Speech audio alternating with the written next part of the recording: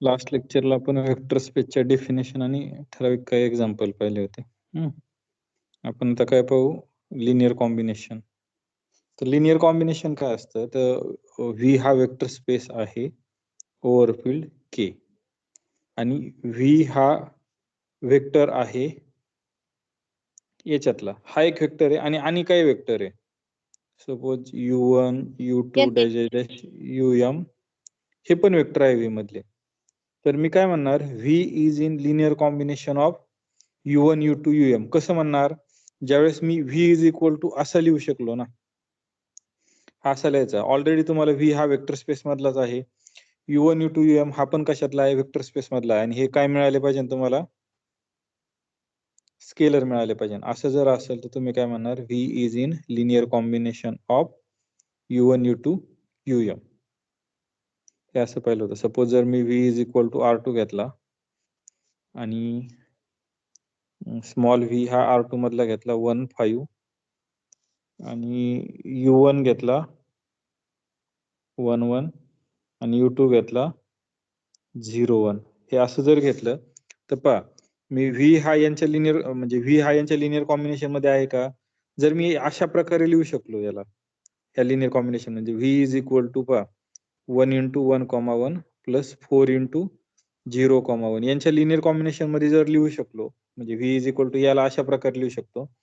असे स्केलर मिळाले तर आपण याला काय म्हणलं होतं, V is in linear combination of u1 and u2, ह्या प्रकारे. त्याच्यानंतर जर तुम्हाला याचं ऍक्च्युली काढायचं असेल तर तुम्ही काय करता, तर व्ही हा वेक्टर घेता, हा असा लिहिता x1 u1 plus x2 u2 plus plus plus xm um असा लिहिता, आणि हे काय करता, अननोन करता, आणि याच्या काय करता, व्हॅल्यू काढता. याला अननोन सपोज करता, हे x1 x1 x2, म्हणजे हे थोडक्यात काय झालं, वेक्टर इक्वेशन झालं. ह्या वेक्टर इक्वेशनचे हे काय झाले, व्हेरिएबल झाले x1 x2 xm. याला काय करायचं, सॉल्व्ह करायचं. याचं सोल्युशनच काय असतं, हे लिनियर कॉम्बिनेशन मध्ये लिहितो ना, तर हे असतं. आणि आपण नंतर कोऑर्डिनेटला पण हेच केलेलं आहे. या डेफिनेशन मध्ये कुणाला काय अडचण आहे का? No sir. No sir. सगळं त्याच्यातलंच आहे. आता हे एक्झाम्पल पाहू. मग व्ही हा वेक्टर आहे R3 मधलाच आहे, आणि हे वेक्टर सुद्धा कुठले, R3 मधलेच आहे. वेक्टर सगळे त्याच्यातलेच घ्यायचे. पण मग आता काय सांगितलं, व्ही हा याच्या लिनियर कॉम्बिनेशन मध्ये काय करायचा, एक्सप्रेस करायचा. मग आपण वेगवेगळ्या मेथड पाहिले. इन जनरल काय करायचं, व्ही इज इक्वल टू हे इक्वेशन फॉर्म करायचं, व्ही इज इक्वल टू हे इक्वेशन फॉर्म करायचं.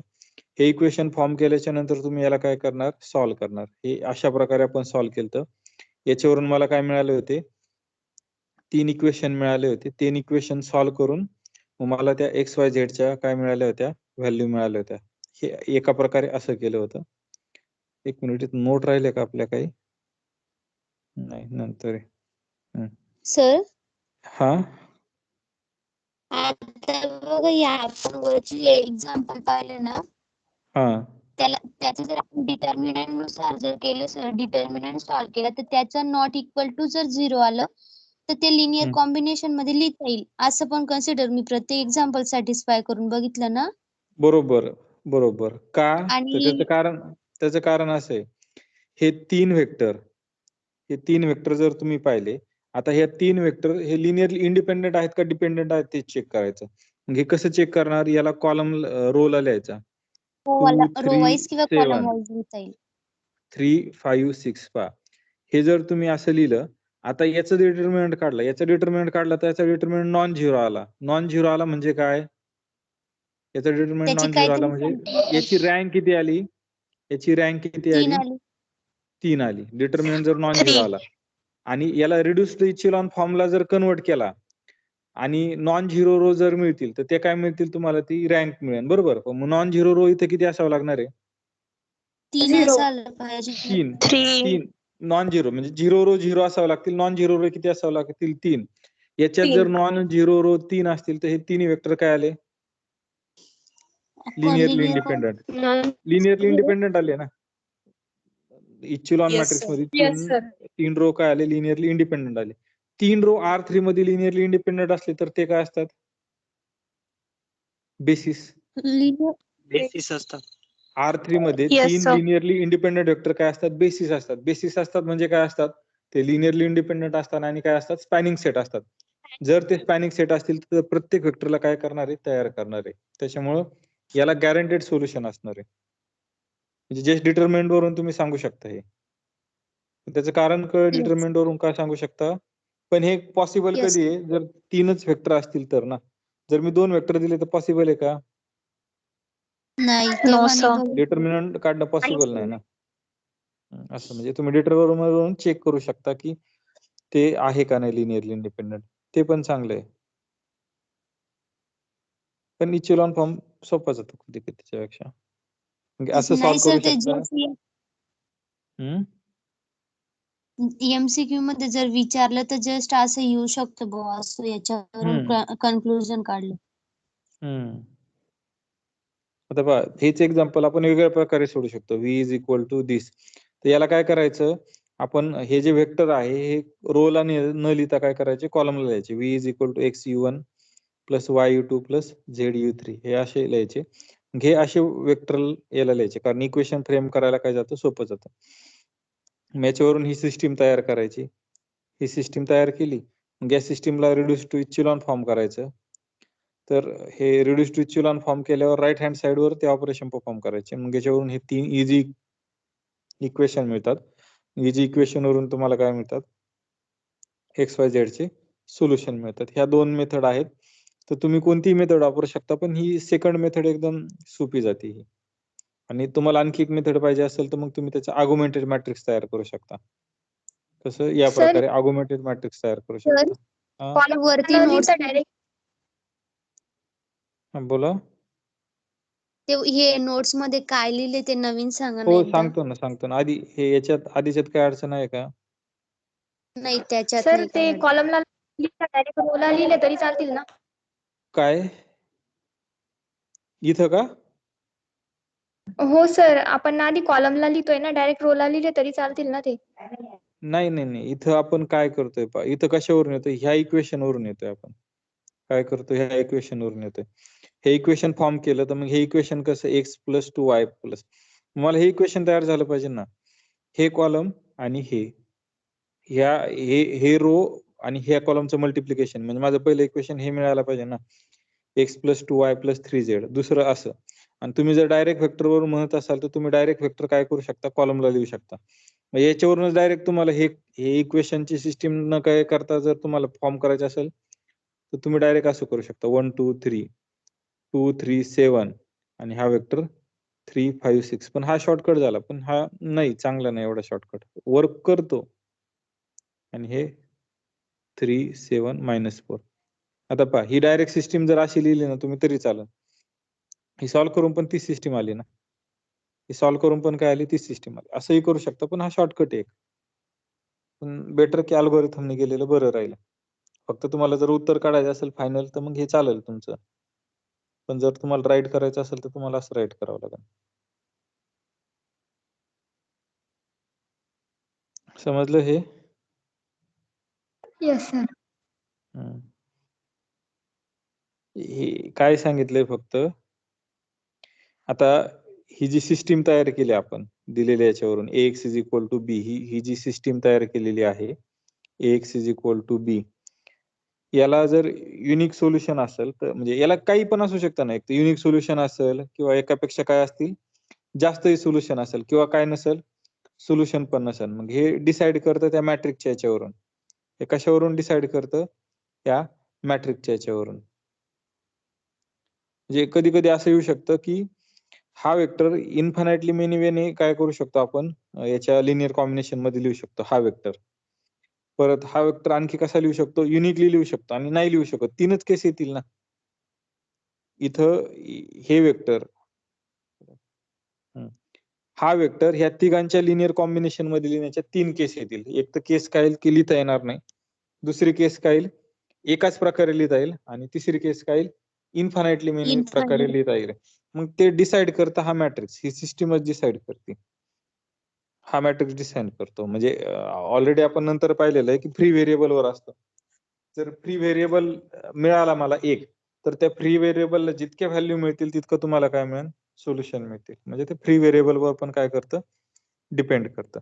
जर सपोज तुमचा इथं 0 आला आणि इथं 0 आला, तर तुम्हाला दोनच इक्वेशन मिळतील. x plus 2y plus 3z is equal to 3.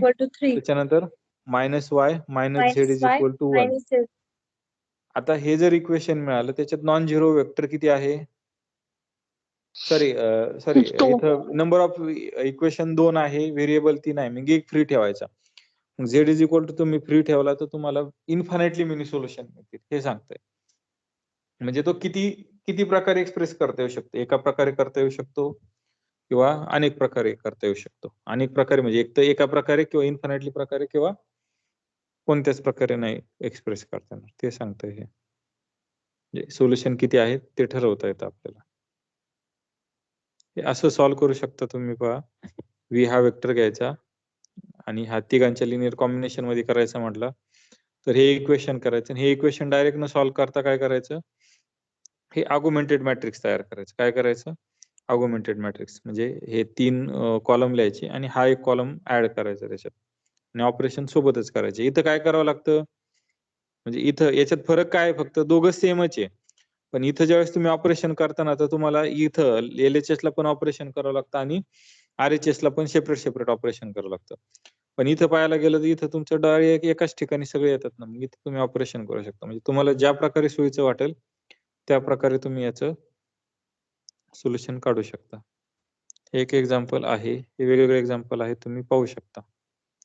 याच्यात कोणाला काय अडचण आहे लिनियर कॉम्बिनेशन मध्ये, ऍटलिस्ट नो वेक्टरच्या सर. तरी?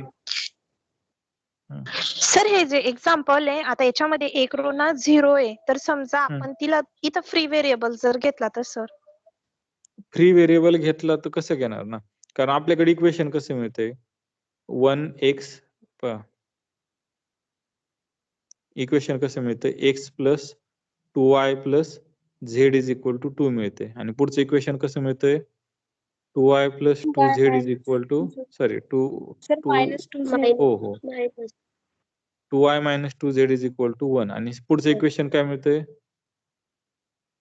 0z is equal to 3. म्हणजे ह्या इक्वेशन वरून 0 इज इक्वल टू काय म्हणलं मी, 3. व्हॅलिड आहे का? 3. व्हॅलिड आहे नो का? सर. मी तुम्हाला XYZ ची व्हॅल्यू मिळणारच नाही ना, तुम्हाला हेच पण कन्सिडर करावं लागतं, हे इक्वेशन पण कन्सिडर करावं लागतं. नुसतं एवढंच नाही कन्सिडर करून जमणार नाही. त्याच्यामुळे राईट हँड साइड पण इम्पॉर्टंट असते. म्हणजे इथं असं नाही चालणार, हे असं 3च्या जागेवर जर 0 असता तर? मग झालं असतं ना, मग हे झालं असतं, मग z इज इक्वल टू 0. इथं काय प्रॉब्लेम आला असता का, मग तुम्हाला 2च इक्वेशन मिळाले असते. इक्वेशन 2 आहे, व्हेरिएबल 3 आहे, त्याच्यामुळे मग फ्री किती ठेवावं लागले असते, 1 ठेवावं लागलं असतं.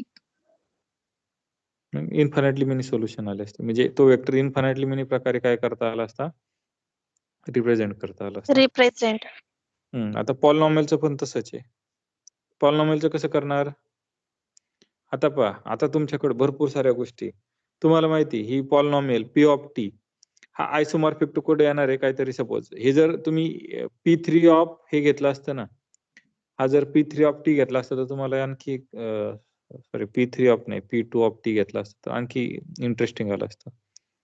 काय आलं असतं P2 ऑफ T, तर हे वेक्टर आले असते. P2 ऑफ T ला तुम्ही ह्या वेक्टरला कसं लिहू शकतात पहा, 3 5 आणि -5 हा एक वेक्टर झाला. हा वेक्टर कसा झाला, 1 2 1. हा वेक्टर कसा झाला, 2 5 4. हा वेक्टर कसा झाला, 1 3 6. म्हणजे पहा, हा वेक्टर तुम्ही ह्या तिघांच्या लिनियर कॉम्बिनेशन मध्ये लिहू शकला तर ही पॉलिनॉमियल ह्या तिघांच्या लिनियर कॉम्बिनेशन मध्ये लिहू शकता. म्हणजे तुम्ही ते आयसोमॉर्फिझम वापरून तर तुम्ही असं पण करू शकता, आज जे शिकलो ते. लक्षात आलं? पण तेवढं करायचं काही गरज नाही एवढी, करू शकता, तुमच्या याच्यावर आलं. जस्ट हे काय करायचं, आपलं युज्युअल नाही करायचं. V इज इक्वल टू हे पॉलिनॉमियल याच्या लिनियर कॉम्बिनेशन मधल्याचे XP1 YP2 ZP3 म्हणजे हा वेक्टर आला, हा करायचं, मग याच्यावरून सॉल्व्ह करायचं. सेम डिग्रीचे कोइफिशियंट सेम असतात, t² चा कोइफिशियंट आणि t² चा कोइफिशियंट सेम आहे. म्हणजे दिस इज इक्वल टू काय आलं, 3 आलं, दिस इज इक्वल टू काय आलं, 5 आलं आणि दिस इज इक्वल टू काय आलं, -5. मग याला तुमच्या प्रकारे सॉल्व्ह करा आणि XYZ च्या व्हॅल्यू काढा. इव्हन तुम्ही गॉस एलिमिनेशन मेथड वापरला, क्रॅमर्स रूल वापरला, काहीही वापरलं तरी चालेल. फक्त काय करायच्या, XYZ च्या व्हॅल्यू सॉल्व्ह करा. सर त्या आयसोमॉर्फिकचं काय सांगितलं तुम्ही? आता हाच जर स्पेस इथं पी ऑफ टीच्या जागी आहे ना, पीटी ऑफ 2 जर असता, हा जर पीटी ऑफ 2 असता तर आपल्याला माहिती आहे याचं डायमेन्शन किती आहे? 3. 3. याचं डायमेन्शन किती आहे? 3. हा आणि R3 हा आयसोमॉर्फिक असता. हे दोघं काय असते? आयसोमॉर्फिक असते, P2 आणि 3. म्हणजे तुम्ही याच्यातल्या एखादी पॉलिनॉमियल तुम्ही R3 ला कन्वर्ट करू शकता ऍज अ कोइफिशियंट. मग ही पॉलिनॉमियल मला जर R3 ला कन्वर्ट करायची झाली तर मी काय करणार? 3, 5, -5. ही जर करायची झाली तर काय करणार? टी स्क्वेअरचा पहिल्यांदा घ्यायचा, नंतर टीचा, 1, नंतर 2, 1, कोइफिशियंट. 2, 5, 4, 5, 4. 1, 3, 6. म्हणजे तुम्ही हा वेक्टर ह्या तिघांच्या काय करू शकता? म्हणजे हा वेक्टर ह्या तिघांच्या लिनियर कॉम्बिनेशन मध्ये लिहिला, म्हणजेच ही पॉलिनॉमियल तुम्ही काय केली? ह्या तिघांच्या लिनियर कॉम्बिनेशन मध्ये लिहिली. असंही करू शकता. म्हणजे आता तुम्ही पॉलिनॉमियलला कशाला कन्वर्ट करू शकता? वेक्टरला, R3च्या. समजलं? सर हे P2 Sir, ऑफ T चं डायमेन्शन 3 sir. कसं घेतलं? कोणतं? P2 ऑफ T चं P2 ऑफ T, ऍक्च्युली हा P2 ऑफ T या पॉलिनॉमियल काय आहे? 2 डिग्रीच्या पेक्षा जास्त आहे का? नो नाही. सर. P2 ऑफ T काय आहे? P2 ऑफ T काय आहे? अशा पॉलिनॉमियल की ज्यांची डिग्री ऍट मोस्ट किती आहे? 2 आहे. 2. मग ह्याच 2. पॉलिनॉमियल त्याच्यातल्या आहे ना, त्याच्यामुळे मी इथं P2 ऑफ T कन्सिडर केला. पण इथं P ऑफ T जर असता तर तो आपण नाही सांगू शकत, कारण P ऑफ T आयसोमॉर्फिक टू काय तुमचा नाही ना, R इन्फिनिटी. कारण त्याची डिग्री फायनाइट आहे का? डायमेन्शन फायनाइट आहे का? नाही. नाही, त्याच्यामुळे मग इथं जर इनफायनाइट. P2 ऑफ T जर कन्सिडर केला तर हे करता येते. लक्षात आलं? Yes, sir. येस सर, समजलं. हे मॅट्रिक्सचं सेम तसंच करू शकता. आता मॅट्रिक्सचं कसं करू शकता? याला कसं लिहू शकता? ह्या वेक्टरला 4, 7, 7, 9 असं लिहू 7, शकता 9. ना? याला कसं Yes, लिहू sir. शकता? 1, 1, 1, 1, 1, 1. 1. याला ज्या प्रकारे सोपं जाईल त्या प्रकारे करा. ऍक्च्युली इथं हे जर आणखी वाढन असं जर केलं ना तरी चालेल, पण आणखी वाढन त्याच्यापेक्षा हे सोपं आहे इथं.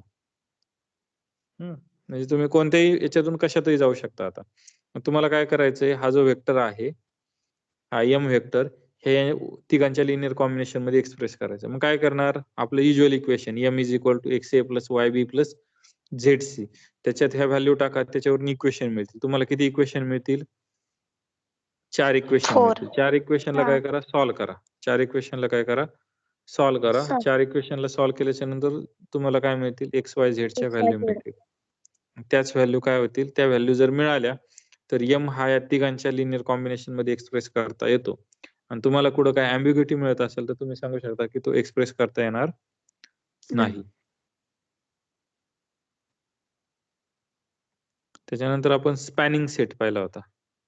काय होता? Spanning set. स्पॅनिंग म्हणजे काय? थोडक्यात वेक्टर स्पेसला तयार करणारा सेट. म्हणजे मला प्रत्येक वेळेस वेक्टर स्पेस पूर्ण लिहायची गरज पडणार नाही. मला एखादा वेक्टर जर तयार केला तर मी काय करणार? ठराविक वेक्टर घेऊन, तो एखादा वेक्टर दिला तर ठराविक वेक्टर घेऊन सुद्धा मी काय करू शकतो? तयार करू शकतो. स्पॅनिंग सेट म्हणजे काय? सपोज U1, U2, UM हे व्ही मधले वेक्टर असतील तर हे व्ही ला स्पॅन करतात. हे असं कधी म्हणायचं?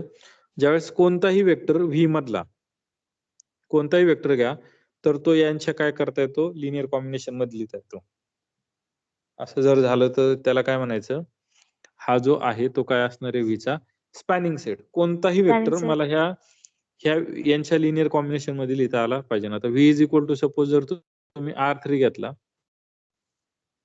आणि स्पॅनिंग सेट घेतला U1 1 1 1, U2 घेतला 1 1 0 आणि U3 घेतला 1 0 0. असं जर असेल तर व्हीचा कोणताही वेक्टर, ह्या व्हीचा कोणताही वेक्टर मी काय करू शकतो? याच्या लिनियर कॉम्बिनेशन मध्ये लिहिता आला. आता कोणताही घ्यायचा म्हणजे कोणता घ्यायचा? आर्बिट्ररी घ्यायचा. आर्बिट्ररी कोणता घ्यायचा? तर ABC घ्यायचा. मग ABC मला ह्या तिघांच्या लिनियर कॉम्बिनेशन मध्ये लिहिता आला तर मी काय म्हणणार की हा जो आहे तो काय आहे? स्पॅनिंग सेट आहे. हा काय आहे? स्पॅनिंग सेट आहे. म्हणजे पहा हे इक्वेशन कसं लिहायचं, A B C is equal to X. X काय आहे 1 1 1. म्हणजे इथं ज्यावेळेस आपण आधी पर्टिक्युलर सेट घेत होतो, पर्टिक्युलर वेक्टर घेत होतो, आता इथं आर्बिट्ररी वेक्टर घ्यायचा आहे. y 1 1 0 प्लस z 1 0 0 असं. समजलं हे? मग याच्यावरून एक्स वाय झेड च्या व्हॅल्यू काढायच्या. एक्स वाय झेड च्या व्हॅल्यू कशा, in the language of ABC, म्हणजे असं येणार आहे काहीतरी. y पण काय येणार आहे in the language of ABC, आणि z पण काय येणार आहे in the language of ABC. अशा प्रकारच्या व्हॅल्यू मिळतील. असं जर व्हॅल्यू मिळाल्या तर तुम्ही काय म्हणणार की हे जे U1 U2 U3 आहेत ते काय आहेत, स्पॅनिंग सेट आहे तो कुणाचा, वेक्टर स्पेस V चा. सर समजलं हे? हा, आता बघा लिनियर कॉम्बिनेशन मध्ये व्ही माहिती असतो आणि स्पॅनिंग सेट मध्ये व्ही आपल्याला शोधायचा असतो. जर नाही. सापडला तरच त्याला स्पॅनिंग सेट म्हणता येईल ना, जे लिनियर नाही, कॉम्बिनेशन मध्ये लिहिता येईल. व्ही हा आर्बिट्ररी घ्यायचा. आपण जो लिनियर कॉम्बिनेशन मध्ये होतो ना, तो पर्टिक्युलर घेत होतो, तो फिक्स वेक्टर घेत होतो. 2 3 4 असं मी काहीतरी तेच वेक्टर घेत होतो. स्पॅनिंग सेट हो, मध्ये मग आपण तिथे वेक्टर घेताना आपल्याला काय दोन करतो, असतं ना सर. हो, आपण वेक्टर घेताना काय करतो, स्पॅनिंग सेट मध्ये आर्बिट्ररी वेक्टर घेतो. म्हणजे आता कसा घेतला होता, ABC, आणि ABC वरून मला जर एक्स वाय झेड चे व्हॅल्यू मिळाले, आपण दोन्ही ठिकाणी एक्स वाय झेड चे व्हॅल्यू शोधतोय. लिनियर कॉम्बिनेशन मध्ये पण एक्स वाय झेड चे व्हॅल्यू शोधतोय आणि स्पॅनिंग सेट मध्ये पण काय करतोय, एक्स वाय झेड चे व्हॅल्यू शोधतोय. पण फरक काय आहे, तर त्या एक्स वाय झेड च्या व्हॅल्यू नंबर येतात लिनियर कॉम्बिनेशन मध्ये, आणि इथं काय येतात, त्या स्पॅनिंग सेटच्या व्हॅल्यू ABC च्या फॉर्म मध्ये येतात. लक्षात आलं? दोन्ही ठिकाणी तेच करतोय, फक्त लिनियर कॉम्बिनेशन मध्ये पर्टिक्युलर एकच वेक्टर आहे आणि स्पॅनिंग सेट मध्ये आर्बिट्ररी वेक्टर आहे, ABC किंवा काय असेल तो वेक्टर आहे. एवढाच फरक आहे. आपण दोन्हीकडे व्हॅल्यू कोणाच्या काढतोय, एक्स वाय झेडच्या. आपण सगळीकडेच ते करतोय. इव्हन कोऑर्डिनेट जरी काढले तरी तेच करतोय. आपण जास्तीत जास्त काय करतो, ह्या इक्वेशनला सॉल्व्ह करण्याचा प्रयत्न करतो, एक्स वाय झेड, आणि त्या एक्स वाय झेडचेच व्हॅल्यू काढतोय. मग फक्त वेगवेगळ्या ठिकाणी वेगवेगळे नाव आहे. ज्यावेळेस तुम्ही लिनियर कॉम्बिनेशन मध्ये पाहता त्यावेळेस ते लिनियर कॉम्बिनेशनचे ते व्हॅल्यू असतात, एक्स वाय झेड कोएफिशियंट असतात. इथं स्पॅनिंग सेट मध्ये आपण काय करतोय, तेच व्हॅल्यू काढतो, एक्स वाय झेडच्याच व्हॅल्यू काढतो. ते काय असतात, पण in the form of ABC. आणि ज्यावेळेस तुम्ही तो बेसिस देता आणि त्यावेळेस त्या व्हॅल्यू काढता, त्याच व्हॅल्यूला नाव काय देता तुम्ही, कोऑर्डिनेट देता. म्हणजे मोस्ट ऑफ आपण त्याच व्हॅल्यू काढतोय. आपण काय करतोय या बऱ्याचपैकी की त्यालाच लिनियर कॉम्बिनेशन मध्ये होतं शेवटपर्यंत. समजलं Yes, हे? sir. Yes, sir. Hello sir. Sir Yes, म्हणजे sir. लिनियर कॉम्बिनेशन हा. मध्ये हा, बोला. आवाज सर येत नाही यावर व्यवस्थित. एक्झाम्पल असेल तर ते एक्सप्लेन करून सांगा ना सर. कसं? हा, आहे ना खाली, पाहू ना आपण ते. सर हा, लिनियर कॉम्बिनेशन मध्ये आपण एकच वेक्टर घेतो ना, की जो रिप्रेझेंट करू शकतो आपण अदर वेक्टरच्या लिनियर कॉम्बिनेशन मध्ये. पण स्पॅनिंग सेट मध्ये तसं नसतं ना, म्हणजे एक वेक्टर हो. म्हणजे आपण एक लिनियर कॉम्बिनेशन मध्ये काढतो, पण त्या वेक्टर स्पेस मधले प्रत्येक वेक्टर त्याच्या म्हणजे त्याच्या बरोबर कॉम्बिनेशन मध्ये लिहिता येतात ना. बरोबर बरोबर. येस. म्हणजे त्याच्यामुळेच आपण घेताना काय घेतो, आर्बिट्ररी घेतो. ABC घेतला तर ABC घेतला तर ABC जागी तुम्ही काय रिप्लेस करा ना.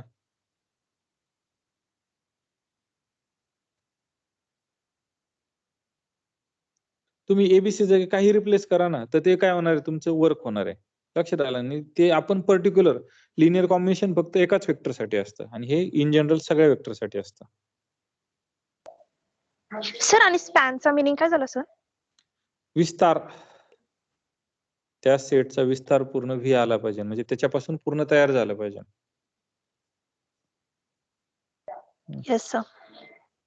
हे पहा, आधी हे पाहू, काही नोट पाहून मग ते एक्झाम्पल पाहू आपण. आहे पहा, U1 U2 UM हे जर स्पॅनिंग सेट असतील व्ही चे, आणि आणखी ह्या स्पॅनिंग सेट मध्ये एक वेक्टर ऍड केला तरी ते काय करतात, व्ही ला स्पॅन करतात.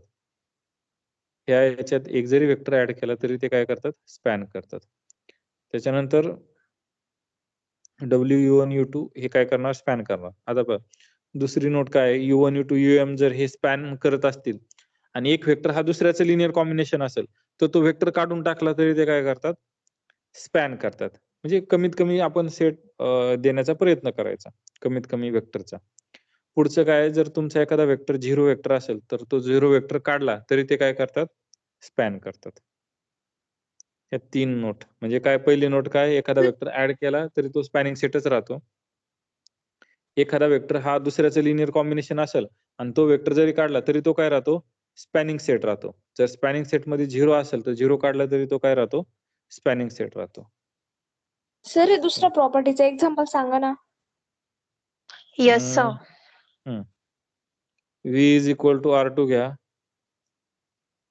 U इज इक्वल टू 1 2 घ्या, V इज इक्वल टू 2 1 घ्या आणि W इज इक्वल टू काय करा, 3 3 घ्या. पहा हे तिन्ही वेक्टर मिळून R2 ला स्पॅन करतात. आता थोडं हे सपोज करा की हे तिन्ही वेक्टर मिळून काय करतात, R2 ला स्पॅन करतात. आता पहा यातला एखादा वेक्टर जर ऑर्डर याचं लिनियर कॉम्बिनेशन असेल, एखादा वेक्टर आहे का ऑर्डर याचं linear combination? Yes sir. WAU कोणता W प्लस आहे? V चं कॉम्बिनेशन. W ह्या दोघांचं लिनियर कॉम्बिनेशन आहे. म्हणजे हा वेक्टर जरी काढला, असं जर असेल, हा वेक्टर जरी काढला तर उरलेला काय राहतो, स्पॅनिंग सेट राहतो. म्हणजे आधी काय सांगितलं मी, ह्या 3 वेक्टर हा R3 ला काय करतो, स्पॅन करतो. पण एक वेक्टर ऑर्डर याचं लिनियर कॉम्बिनेशन आहे, तो वेक्टर काढला तरी सुद्धा काय करणार आहे, R2 ला हा स्पॅन करणार आहे. समजलं हे? Yes sir. Yes sir. Yes sir. त्याच्यानंतर हे एकदम इझी एक्झाम्पल आहे, आपण हे एक्झाम्पल पाहू. मगच हे जे सांगितलं, मला काय करायचं असतं, हा जो R2 ला स्पॅन, R3 ला स्पॅन करतो हे दाखवायचंय मला, शो करायचंय. म्हणजे काय, R3 मधला कोणताही वेक्टर मी याच्या लिनियर कॉम्बिनेशन मध्ये लिहू शकतो. मग कोणता घ्यायचा, पर्टिक्युलर घेऊन नाही ना चालणार, मग तुम्हाला काय करावं लागेल, इन जनरल घ्यावं लागेल. मग कोणता वेक्टर घ्यायचा, तर ABC घ्या. मग हा वेक्टर मी याच्या भाषेत हे करणार, रिप्रेझेंट करणार. म्हणजे मी V हा वेक्टर ह्या W1 W3 च्या लिनियर कॉम्बिनेशन, इथं लिनियर कॉम्बिनेशन वर्ड येतोच, फक्त इथे येताना पर्टिक्युलर V न येता इन जनरल V येतो. मग तुम्हाला हे इक्वेशन मिळतं. ह्या इक्वेशन वरून तुम्हाला काय करावं लागतं, तर XYZ च्याच व्हॅल्यू काढायच्या. काय करायचं, XYZ च्याच व्हॅल्यू काढायच्या. मग कशा XYZ च्या व्हॅल्यू काढणार, तर हे इक्वेशन आहे, तुम्हाला हे इक्वेशन मिळालं. मग आता पहा इथं तुम्हाला X हा काय लागतो, in the language of ABC असा लागतो. Y पण हा सेपरेट पाहिजे, इन द लँग्वेज ऑफ काय पाहिजे, ABC. म्हणजे एका साईडला फक्त X पाहिजे, एका साईडला फक्त Y पाहिजे आणि एका साईडला फक्त काय पाहिजे आणि Z पाहिजे, उरलेल्या साईडला ABC. मग इथं पहा याच्यावरून X is equal to C टाकला, Y इज इक्वल टू काय मिळाला, Z इज इक्वल टू काय मिळाला, A मायनस B आणि Y इज इक्वल टू काय मिळाला, B मायनस C. म्हणजे X Y Z हे सगळे कशाचे फंक्शन झाले, A आणि B चे. मग मी X Y Z च्या व्हॅल्यू कॅल्क्युलेट करू शकलो, त्याच्यामुळे हा काय झाला, स्पॅनिंग सेट झाला. हा काय झाला, स्पॅनिंग सेट. म्हणजे इथं तुम्ही कोणताही वेक्टर टाका, आता कोणताही वेक्टर टाका, 1 3 5, हा वेक्टरांच्या लिनियर कॉम्बिनेशन मध्ये एक्सप्रेस करता येतो का, येतो. X ची व्हॅल्यू काय आहे तुमची, C, म्हणजे इथं किती आला, 5 आला. Y ची व्हॅल्यू काय आहे, B मायनस C, म्हणजे B मायनस C म्हणजे किती आला, 2 आला. आणि Z ची व्हॅल्यू किती आहे, A मायनस B, सॉरी इथं काहीतरी चुकलं माझ्याकडून, B मायनस C किती आला, -2 झाला सर. हो -2 झाला. Z किती येईल, Z ची व्हॅल्यू किती, A मायनस B म्हणजे किती आला, -2. तुम्ही ही व्हॅल्यू कॅल्क्युलेट करून पहा, तर तुमची काय येणार आहे, 1 3 5. ही व्हॅल्यू चेंज करा 4 5 6, तर तुमच्या XYZ ची व्हॅल्यू काय येणार आहे, चेंज होणार. म्हणजे कोणताही वेक्टर या तिघांच्या लिनियर कॉम्बिनेशन मध्ये मला काय करता येतो, एक्सप्रेस करता येतो. होप क्लिअर झालं हे? Yes sir. Yes sir.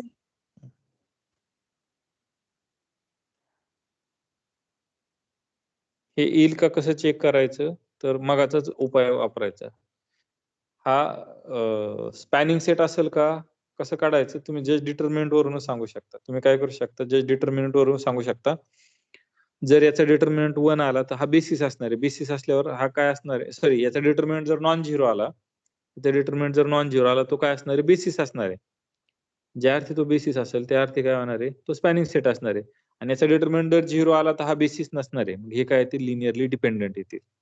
3 vector काय येतील, लिनियरली डिपेंडंट. म्हणजे प्रत्येक वेक्टर मी एक्सप्रेस करू शकणार नाही. तुम्ही तसंही करू शकता. हा जो आहे Pn ऑफ t, म्हणजे याच्यात किती पॉलिनॉमियल आहे, 1 2 अप टू t⁻n पर्यंत याचे बेसिस येतात. म्हणजे हे पहा 1t t⁻n n हे काय येतात, त्याचे बेसिस येतात. म्हणजे यातलं कोणतंही पॉलिनॉमियल याच्यात आपण काय करू शकतो, एक्सप्रेस करू शकतो.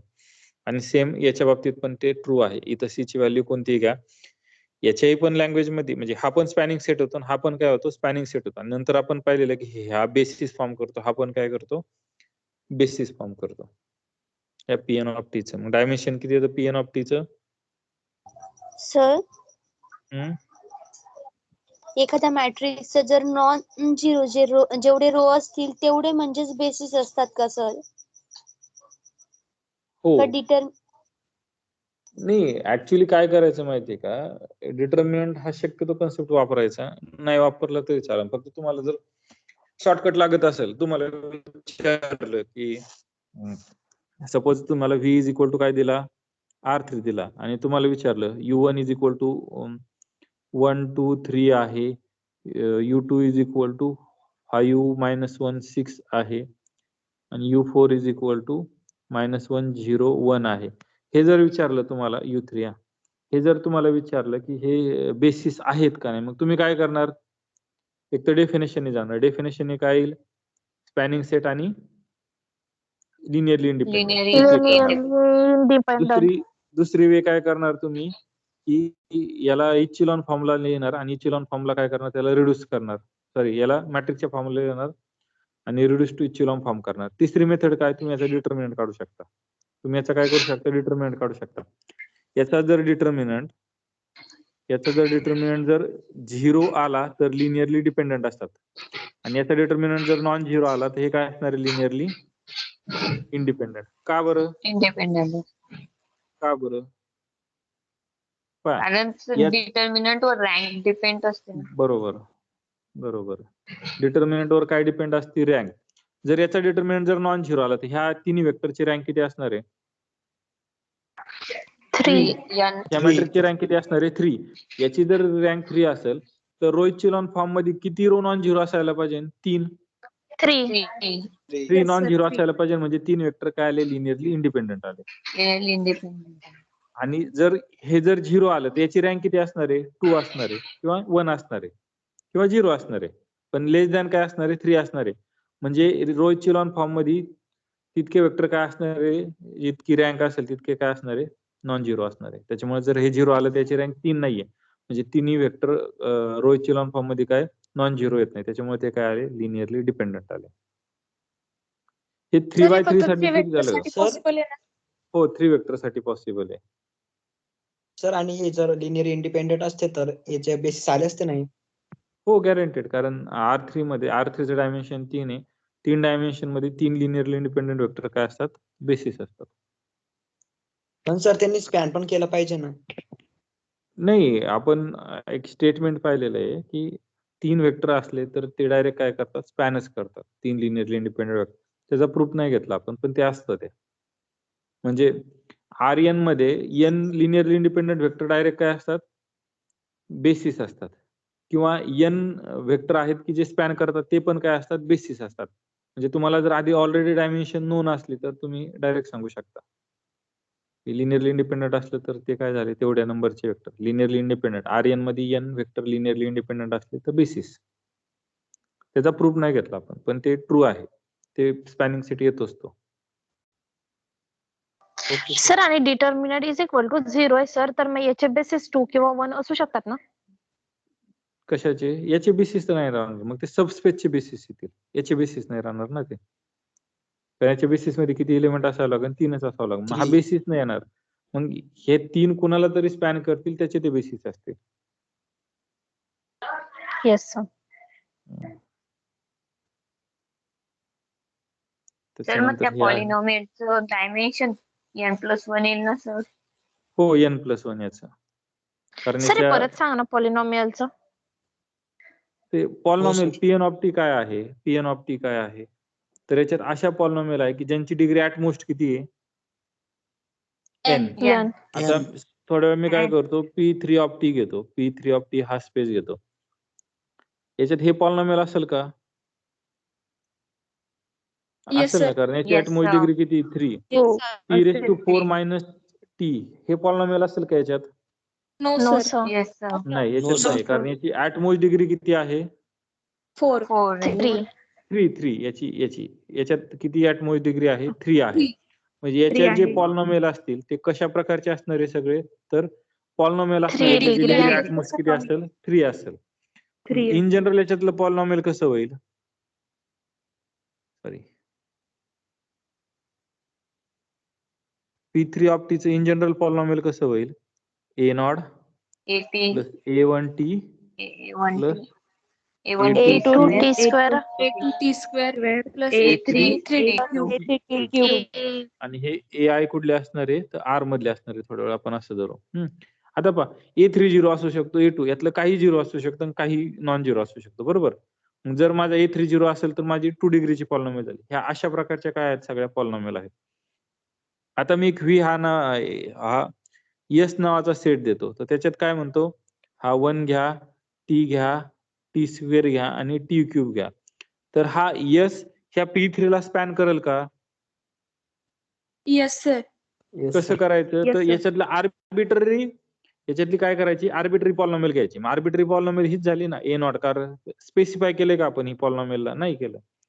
पर्टिक्युलर पॉलिनॉमियल मग ही polynomial A2 A naught plus A1 t plus A2 t square plus A3 t cube is equal to काय करायचं यांच्या लिनियर कॉम्बिनेशन मधल्याची x into 1 plus y into t plus z into t square x y z as R घेऊ आपण R T cube. ह्या पॉलिनॉमियलला compare केलं तर x ची व्हॅल्यू किती मिळाली तुम्हाला? ए नॉट. वाय ची व्हॅल्यू किती मिळाली?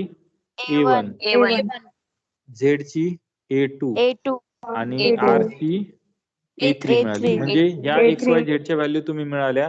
याच्यातली कोणतीही पॉलिनॉमियल ह्या वेक्टरच्या लिनियर कॉम्बिनेशन मध्ये लिहू शकता. त्याच्यामुळे हे काय झाले लिनियरली इंडिपेंडेंट झाले आणि सॉरी स्पॅनिंग झाले. हे काय झाले स्पॅनिंग झाले. आणि तुम्ही चेक करू शकता की हे काय येतात लिनियरली इंडिपेंडेंट येतात. हे काय येतात लिनियरली इंडिपेंडेंट का? कारण टी क्यूब हा त्याच्या आधीच्या लिनियर कॉम्बिनेशन मधलीच येतो का? नाही. T2 हा त्याच्या आधीच्या लिनियर कॉम्बिनेशन मधलीच येतो का? नाही. टी हा त्याच्या आधीच्या लिनियर कॉम्बिनेशन मधलीच येतो का? नाही. असं जर झालं तर तुम्ही डायरेक्ट सांगून द्यायचं की ते काय आहेत लिनियरली इंडिपेंडेंट आहेत. आपण मागे थेरम पाहिलाय ना. काय थेरम पाहिलाय? जर लिनियरली डिपेंडेंट असतील तर एक वेक्टर हा त्याच्या आधीच्या लिनियर कॉम्बिनेशन मधलेच येतो. असं पाहिलं ना थेरम? Yes sir. सर मग उलट पण ट्रू आहे की जर वेक्टर लिनियरली इंडिपेंडेंट असतील तर आधीचा म्हणजे कोणताच वेक्टर त्याच्या आधीच्या लिनियर कॉम्बिनेशन मधली येणार नाही. मग इथं तुम्ही त्या स्टेटमेंटने डायरेक्ट सांगू शकता. म्हणजे हा टी क्यूब आधीच्या लिनियर कॉम्बिनेशन मध्ये लिहिता येतोय का? नाही. T2 लिहिता येतोय का? नाही. टी लिहिता येतोय का? नाही. त्याच्यामुळं हा लिनियरली इंडिपेंडेंट येईल डायरेक्ट. आता पहा ना ते थेरम आपण बऱ्याच ठिकाणी थेरम वापरतोय. आपण बऱ्याच ठिकाणी थेरम वापरून काय करतोय आपले सोल्युशन इझी करतोय. लक्षात येतंय?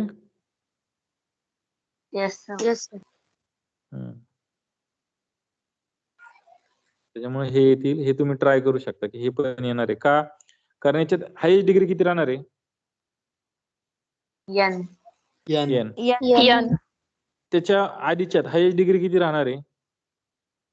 n minus 1. मग हा याच्या लिनियर कॉम्बिनेशन मध्ये एक्सप्रेस करता येईल का आधीच्या? तर नाही ना. का नाही? कारण याच्यातला T⁻n मी नाही एक्सप्रेस करू शकत ना आधीच्या भाषेत. आम्ही ही प्रत्येकाला स्टेटमेंट वापरतो. त्याच्यामुळे हे डायरेक्टली काय येणार आहे तुमचे लिनियरली इंडिपेंडेंट येणार आहे. आणि याच्यात n+1 वेक्टर याच्यात n+1 वेक्टर काय असणार आहे डायरेक्ट बेसिस असणार आहे. म्हणजे हे किती वेक्टर झाले तुमचे? n+1 वेक्टर झाले. हे डायरेक्ट काय आले तुमचे बेसिस आले. समजलं हे? Yes sir. पहा आता आपण एकाच वेळेस किती साऱ्या गोष्टी वापरू शकतो ना. कोणते कोणते थेरम वापरू शकतो? काही करू शकतो. इथं आपण 2 थेरम वापरले की आधीच्या याच्यात लिनियर कॉम्बिनेशन मध्ये एक्सप्रेस करता येत नाही. त्याच्यामुळे तो हे आला लिनियरली इंडिपेंडेंट आला. आणि n+1 डायमेन्शन मध्ये n+1 linearly independent vector direct काय असतात बेसिस असतात. म्हणजे ह्याच्यासाठी आपण 2 थेरमचे स्टेटमेंट वापरले. इथं तुम्ही हा पाहू शकता की M22 घ्या. तर हा हे काय आहेत त्याचे स्पॅनिंग सेट आहेत. हे काय आहेत स्पॅनिंग सेट किंवा जनरेटिंग सेट म्हणलं तरीही चालतं. कसं एक्सप्रेस करणार तर पहा याच्यातला आर्बिट्ररी वेक्टर घ्यायचा. आर्बिट्ररी वेक्टर कोणता असणार याच्यातला ABCD आणि हा याच्या लिनियर कॉम्बिनेशन मध्ये काय करायचं एक्सप्रेस करायचा. हा कसा करणार A00 किंवा काय करायचं x y 1 0 1 प्लस 0 0 z आणि प्लस t r घेऊ आपण 0 1 याच्या व्हॅल्यू काढा x y z च्या व्हॅल्यू मिळाल्या तर आपण काय म्हणू शकतो तो लिनियर कॉम्बिनेशन मध्ये एक्सप्रेस करता येतो. येतो. याच्यात कुणाला काय अडचण लिनियर कॉम्बिनेशन आणि स्पॅनिंग मध्ये नो सर. आता आपण पाहू सबस्पेस काय सांगितलं होतं आठवतंय सबस्पेस वेक्टर स्पेसचा पार्ट असेल. बरोबर सबसेट असतो W तो हा- वेक्टर स्पेस चा. हा, W W हा सबस्पेस हा- असेल आणि W हा हो. V चा सबस्पेस असेल आणखी तर W तो हा स्वतः V वेक्टर चा स्पेस W हा असेल subspace सर. आहे. आणि U हा U V belongs to V असतील. त्याच्यातले ऑपरेशन वेक्टर ऍडिशन आणि वेक्टर बरोबर. सबट्रॅक्शन हे व्हीतले असतील. बायनरी ऑपरेशन होल्ड होतात बुवा. आणि बरोबर, स्केलर बरोबर, मल्टिप्लिकेशन जर V मध्ये जाते तर. बरोबर पहा म्हणजे आधी काय असावं लागेल V हा W हा सबस्पेस असायचा असेल V चा तर तो आधी काय असावं लागेल सबसेट V चा असावं लागेल subset पहिली गोष्ट असावा. बरोबर. आता V वर जर फिल्ड मी K घेतली तर मला W वर पण काय करावं लागेल सेम फील्ड घ्यावं लागेल ही सेम दुसरी फील्ड गोष्ट. घ्यावं लागेल. आणि W हा इट सेल्फ काय असायला पाहिजे वेक्टर स्पेस. वेक्टर स्पेस असायला पाहिजे. पण ऑपरेशन डिफरंट घेऊन चालतील का नो सर. नाही. मग पहिली पहा सबस्पेस ची पहिली कंडिशन काय पाहिजे सबसेट झिरो पाहिजे vector W is a subset of. Subset पाहिजे. मग आपण ते नंतर पाहू 3 कंडिशन कोणत्या इझी होतात. पण ह्या इथं आपण पाहू हा पहिल्यांदा काय असायला पाहिजे सबसेट असायला पाहिजे. सबसेट तो इट सेल्फ काय असायला पाहिजे it's vector vector space. Space असायला पाहिजे. इट सेल्फ वेक्टर स्पेस पाहिजे over field same Field. Field field. आणि ऑपरेशन पण काय पाहिजे वेल डिफाईन्ड. डिफाईन्ड वेल डिफाईन वेल डिफाईन तर पाहिजे पण काय पाहिजे जे व्ही वर आहेत ते Same. कशावर पाहिजे W वर पण W पाहिजे. W वर. W वर. W वर. असं व्हायला पाहिजे. समजलं हे Yes, sir. Yes sir. हा. मग आता पहा जर एखादा व्ही हा वेक्टर स्पेस आहे डब्ल्यू हा सबस्पेस आहे आणि मला जर असं सांगितलं की डब्ल्यू हा सबस्पेस दाखवा तर मग मला तो इट सेल्फ वेक्टर स्पेस दाखवावा लागेल. पण ते प्रॅक्टिकली पॉसिबल आहे का प्रत्येक वेळेस नो नाही. सर. कारण वेक्टर स्पेस जर दाखवायचं झालं तर तुम्हाला 10 एक्झिम दाखवावं लागतात ना बायनरी ऑपरेशनचे 2 ऍडिशनचे 4 आणि स्केलर Yes, sir. मल्टिप्लिकेशनचे 4 ते पॉसिबल आहे का नाही. No, no sir. नो मग सर. आपण याला काय केलं होतं वेगळ्या गोष्टींनी रिप्लेस केलं होतं. काय रिप्लेस केलं होतं डब्ल्यू इज झिरो हा W मध्ये पाहिजे. सबस्पेस बरोबर subspace of V if and only पहिली कंडिशन काय होती 0 हा झिरो W त्याच्यात मधला इन्क्लूड पाहिजे. पाहिजे. दुसरी काय पाहिजे यू व्ही जर W U मधला असेल आणि तर V च्या W वर असतील तर U U plus plus V पण V W मधला पाहिजे. बिलॉंग्स टू बरोबर. तिसरी कंडिशन आणि K हा KU जर फील्ड belongs मधला to असेल तर KU belongs to W मधला पाहिजे. पाहिजे. के यू बिलॉंग्स टू काय पाहिजे डब्ल्यू. ह्या तिन्ही जर कंडिशन सॅटिस्फाय झाल्या तर डब्ल्यू हा काय असतो सबस्पेस ऑफ व्ही असतो. Subspace असतो. म्हणजे इथं याला काय जास्त दाखवायची गरज नाही. यालाच आपण 2 कंडिशननी रिप्लेस करू शकतो. पहिली कंडिशन काय 0 बिलॉंग्स टू डब्ल्यू आणि Zero दुसरी belongs to कंडिशन काय W. AU plus BU belongs to W. बीबी belongs to W. A B काय असणार आहे के मधले असणारे आणि यू K आणि व्ही field कशातले मधले असणार आहे वेक्टर Vector V. W मधले वेक्टर असणार. Space V. डब्ल्यू मधले असणार आहे. असं जर झालं तर हे आपण सांगितलं होतं की दिस इज ऑल्सो सबस्पेस. Subspace. आणखी एक हे काही एक्झाम्पल पाहिलेत. आणखी एक सांगतो जर यू हा डब्ल्यू चा सबस्पेस आहे U is subspace of W आणि W is subspace of V then काय असतं यू U आणि W V same राहतात. U is U a हा- subspace of V.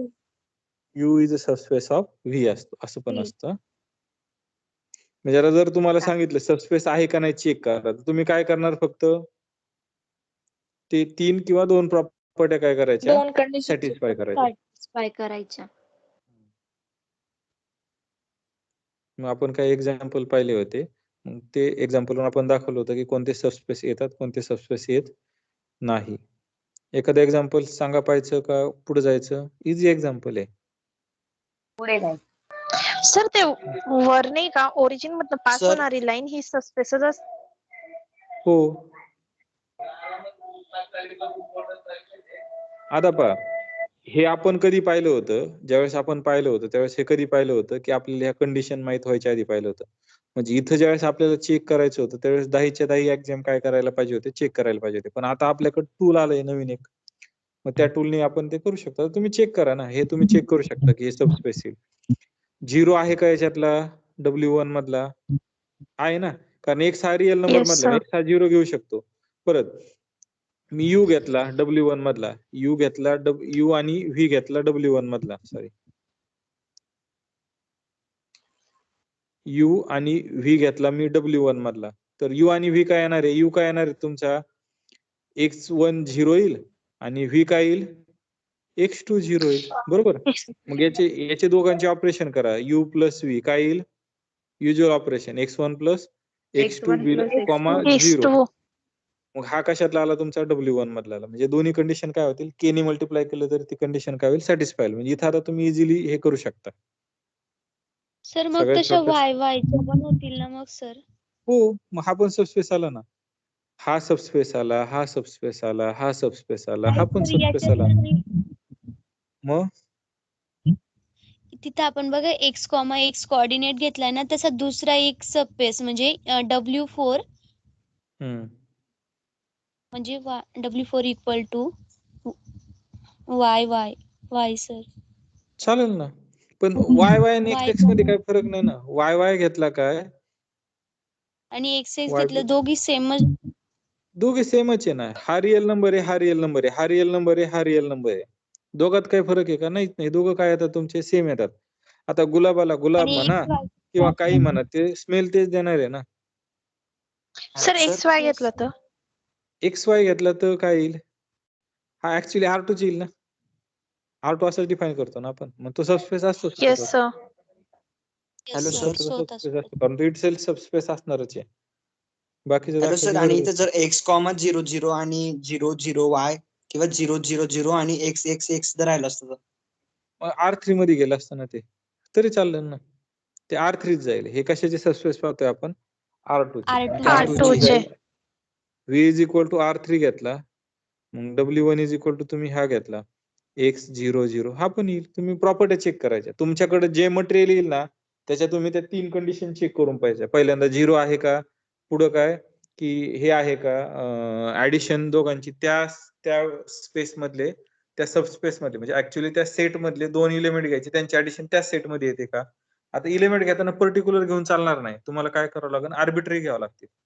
आणि तिसरी कंडिशन स्केलर मल्टिप्लिकेशन पण त्याच्यात जातंय का? ह्या तिन्ही कंडिशन सॅटिस्फाय झाल्या तर तुम्ही डायरेक्टली काय सांगू शकता? सबस्पेस सांगू शकता. मग तुम्ही काही ट्राय करू शकता आता. एखाद्याला सर वाटलं एखादं इथं सांगा ना असं आर्बिटरी घेऊन. कसं? एखादा आर्बिटरी एक्झाम्पल घेऊन सांगा ना मग तेच. आता हे आर्बिट्ररी एक्झाम्पल नाही, आर्बिट्ररी एलिमेंट घ्यावं लागतात. आता सपोज मला हे चेक करायचंय. W1 हा सबस्पेस आहे का नाही हे चेक करायचंय. मग मी पहिली कंडिशन 0 ची चेक केली सपोज.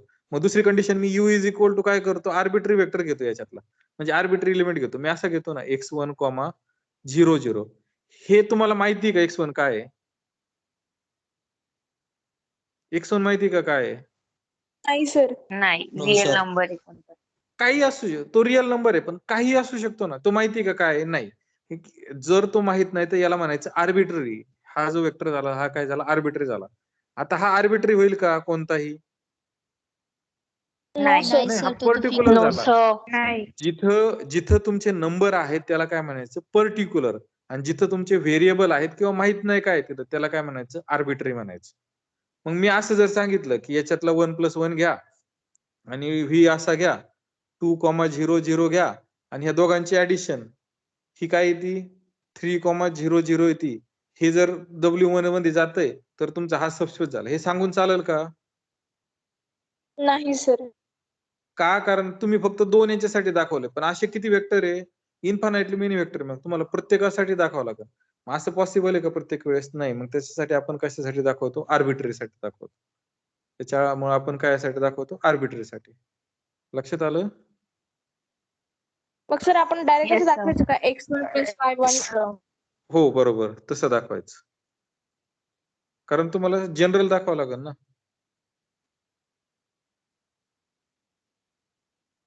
हो. सर आणि ते का खालच्या एक्झाम्पल मध्ये ते हेरिडिटरी शब्द वापरलाय आपण, त्याचा मिनिंग काय होतो? हेरिडेटली म्हणजे वारसानं. जसं वडिलांना शुगर असली तर त्यांच्या अपत्याला शुगर असण्याची शक्यता असते. किंवा वडिलांना जर काय म्हणतात ते धुळीचा ॲलर्जी असेल तर त्यांच्या अपत्यांना म्हणजे आई वडिलांना जर धुळीची ॲलर्जी असेल तर अपत्यांना येण्याची शक्यता असते. मग ते हेरिडेटली असतात ना. अनुवंशिकता. संपत्ती पण अनुवांशिकता. अनुवांशिक. वारसा पण अनुवांशिकता पण दोन्ही. म्हणजे आई वडिलांकडे करोडोची प्रॉपर्टी असली तर ती करोडोची प्रॉपर्टी मुला मुलींच्यात मिळते ना. ते पण वारसा आला ना. तसंच हा वारसा आहे.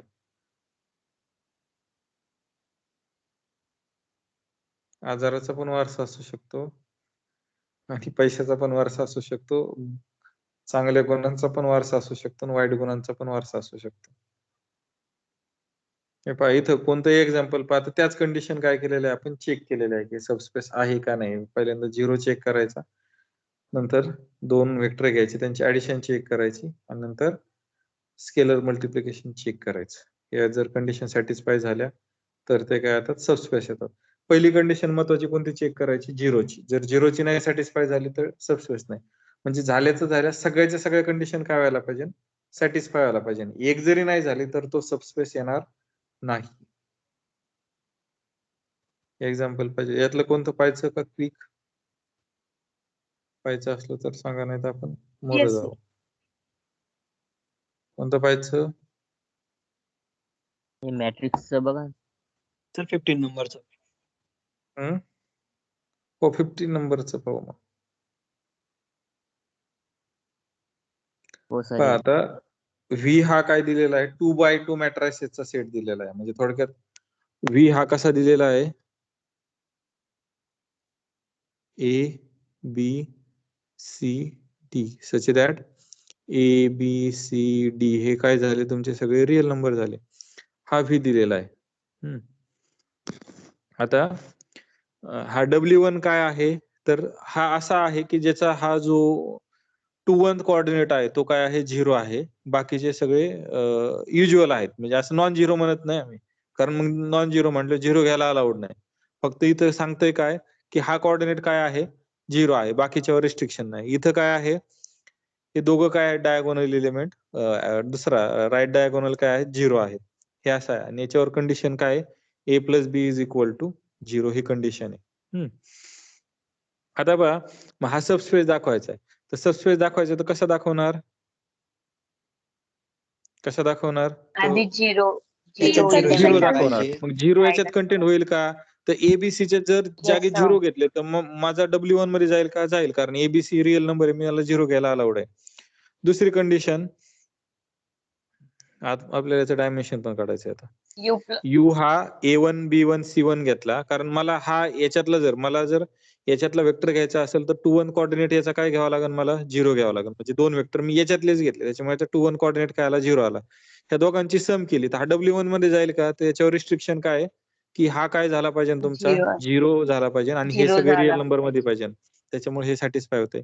एखाद्याला के ने मल्टिप्लाय केलं तरी हा काय होते? तुमचा 0 होते आणि बाकीचे सगळे रिअल नंबर आहे. म्हणजे हा पण कशात जातोय? W1 मध्ये जातोय. त्याच्यामुळे ह्या मध्ये तिन्ही जातो. कंडिशन सॅटिस्फाय झाल्या. त्याच्यामुळे काय झाला? हा सबस्पेस Yes, आला. sir. आता मला Subspace सांगा झाला. बरं,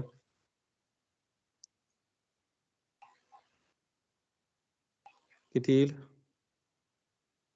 3 3. 3. का? करण्याचे बेसिस कोणते येतील? 1 0 0 1 0 0 0 0 0 1 0 0 0 0 0 0 0 1 0 0 0 1 001. हो हे बेसिस एलिमेंट आले. बरोबर आहे. याचं डायमेन्शन किती येईल? 3. 2 2 सर. 2 होईल सर. सर 1001 1000. सर 2 येईल ना. हो सर 2 येईल. हो सर. A नाही इज सर इक्वल टू 1 असेल. 1 0 B इज 0 इक्वल टू काय मायनस लिहू 1 शकतो मी? B इज इक्वल टू काय लिहू मायनस शकतो? 1 मायनस -1. 1 म्हणजे याच्यातला वेक्टर काय आला? A 0 0 A 0 minus 0 A. Minus A मग याचा बेसिस काय झाला? 1 0 1 0 मायनस 1. 0 मायनस 1. लक्षात आलं? एकच बेसिस एलिमेंट आला याच्यासाठी म्हणजे डायमेन्शन ऑफ W2 काय झालं? 1. 1. सर आपण असं नाही लिहिता आलं असतं का 0 0 0 -1? कसं? आता बघा आपण 0 0 हो हेच. हे आणि दुसरं हे ना. 1 0 0 0. हे असं लिहिता आलं. पहा असतं बरं का? हा वेक्टर याच्यातला जाईल का?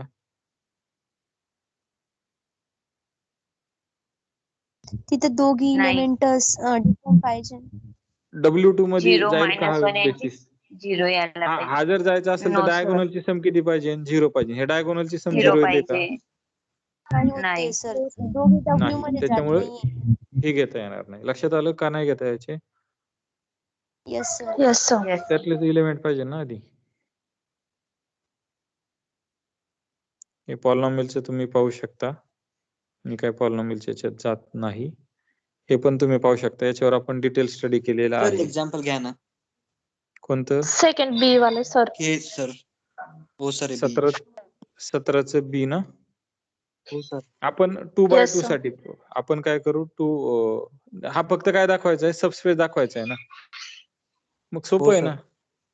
सबस्पेस दाखवायचा आहे तर पहा. 0 मला element. पहिल्यांदा काय दाखवावं लागेल? 0 हा मॅट्रिक्स घेतला. 0 झिरोचं हे ट्रान्सपोज काय 0 ट्रान्सपोज देतो. काय असतो? 0 असतो. मग 0 0चा च ट्रान्सपोज असतो. जर 0 आला तर 0 हा कशातला झाला माझा? W मधला झाला. बरोबर? W ज्याचा मधला. ट्रान्सपोज तेच येईल ते काय येणार आहे? W येणार आहे.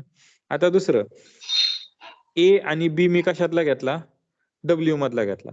A आणि W B जर मधले मी W मधला घेतला तर त्या अर्थी ही कंडिशन सॅटिस्फाय करणार आहे. म्हणजे A चा ट्रान्सपोज इज इक्वल टू काय असणार आहे? A असणार आहे. A असणार आहे. आणि B चा ट्रान्सपोज इज इक्वल टू काय असणार आहे? B असणार आहे. B असणार म्हणजे आहे. A प्लस B चा ट्रान्सपोज इज इक्वल टू काय येईल सांगा बरं? A transpose transpose sir B plus B आपल्या is डेफिनेशननी equal to काय A. A ट्रान्सपोज आणि B ट्रान्सपोज आपल्या ट्रान्सपोजच्या डेफिनेशन. मग A ट्रान्सपोज काय आला? आपल्याकडे ऑलरेडी आहे A. B ट्रान्सपोज काय आला? B आला. म्हणजे हा जो मॅट्रिक्स आहे A प्लस B त्याचा ट्रान्सपोज A प्लस B येतोय. ज्याचा ट्रान्सपोज जर तोच येत असेल तर तो वेक्टर कशातला झाला तुमचा? W मधला झाला. W. W त्याच्यामुळे मधला A प्लस B कशातला झाला? W मधला झाला. W मधला. आता पहा नंतर K इंटू A याचा जर ट्रान्सपोज काढला तर काय येणार माझा? हा स्केलर K बाहेर बाहेर जातो येईल. A आणि into A A. ट्रान्सपोज येतो. K हा कसा झाला आणि A चा ट्रान्सपोज A आहे म्हणजे हा काय आला? K. म्हणजे ह्या वेक्टरचा हा मॅट्रिक्सचा ट्रान्सपोज हेच आला. त्याच्यामुळे KA हा कशातला आला? तर W मधला आला. W या मधला तिन्ही कंडिशन आला. सॅटिस्फाय झाल्या. त्याच्यामुळे काय झालं? हा सबस्पेस आला. सबस्पेस झाला. झालं. आता हे सगळेचे सगळे प्रॉब्लेम तुम्ही पाहिजे. 4.10 4.11 मी काय हे घेणार नाही. जर तुम्हाला कोणाला डाऊट असेल तर विचारू शकता. मग इंटरसेक्शन ऑफ सबस्पेस पाहू काय असतं आणि आणखी 2 लेक्चर मध्ये व्हायला पाहिजे ना आपलं.